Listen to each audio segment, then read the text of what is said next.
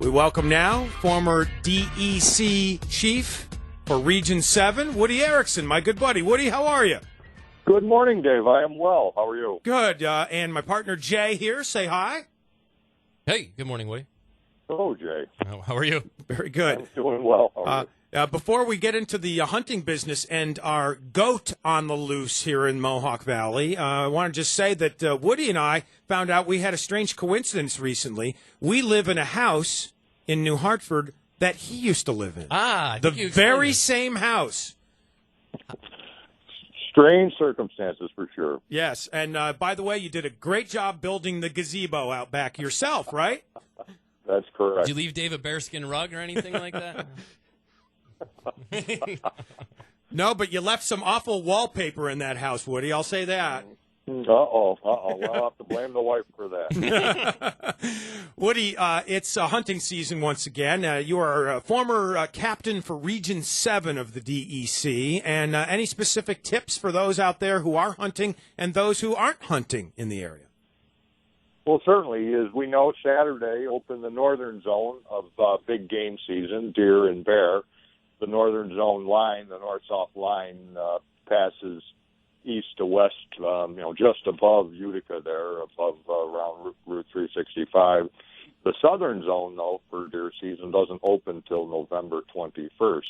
That's sort of one of the first issues that comes up is you need to know where you're hunting and what season it is and what specific implements you can have, whether it's shotgun or rifle. All of Oneida County, for instance, is you can use a rifle or a shotgun during the regular big game season there. And as we discuss issues that come up, is many thousands of people hunt in New York State legally and ethically, and issues that come up are just a tiny, tiny portion of the population, the hunting population. I'm always scared, and this is one of my irrational fears, Woody, that a stray bullet is going to hit my car when I'm driving near the woods during hunting season. Is that tremendously far-fetched, or does that kind of thing happen with irresponsible hunters? Well, and I guess that's cut to the chase here, and that is the most dangerous aspect of hunting is hunters need to be aware of their target environment. They need to know that if the prey they're hunting, if they should miss it, where will that round ground? What will happen if the round flies past the deer? And if there's roads behind the deer or houses or people, they need to know that. So hunters need to be exactly sure where their round ends up. And there can be no question of that. Because while rare, hunting is very safe sport, there are instances where property and persons are injured. You encounter situations like that in your past, Woody? Yes, we did. And were there injuries or fatalities involved? Yes, there are occasionally injuries and fatalities. I'm not sure about last year. I retired 3 years ago, but yes, there's a few fatalities every year. Some are self-inflicted. Others, people in the hunting party are often the victim there. And but houses do get shot as houses more are built in rural areas there. Hunters need to be aware of where they are and what's going on. Sure. And including the roads. A round can't pass over a road. Right. So you got to know where you are. Mm-hmm. Sure, and that was my question, the rules and regulations from shooting near a roadway. And I know sometimes specifically the question is the hunters or folks are driving and they see game off the roadway. What are the rules and regulations for that? Well, you cannot take game from a roadway, and you cannot allow the round to pass over a roadway, obviously, and that's makes simple safety sense there. So you can pull off to the shoulder and pursue? Correct, except you cannot have a loaded firearm in or on a motor vehicle. And that includes an ATV, so hunters that use ATVs cannot have their loaded firearm as they're driving around a field or a trail, looking for sign of deer. It has to be unloaded. Wow, interesting. And I know a lot of folks are also handgun permit holders. What is the rules and regulations on carrying your handgun while hunting? You can carry your handgun while hunting during the firearm seasons. A handgun can be loaded in or on a motor vehicle while hunting. However, you can't carry your handgun if you are bow hunting, let's say, or crossbow hunting. There you cannot have a firearm with you. All right, we're talking to Woody Erickson, former DEC chief, here on the Talk of the Town at 100.7 FM WUTQ. When do we make that conversion from guns to bows, and is there a crossover at all?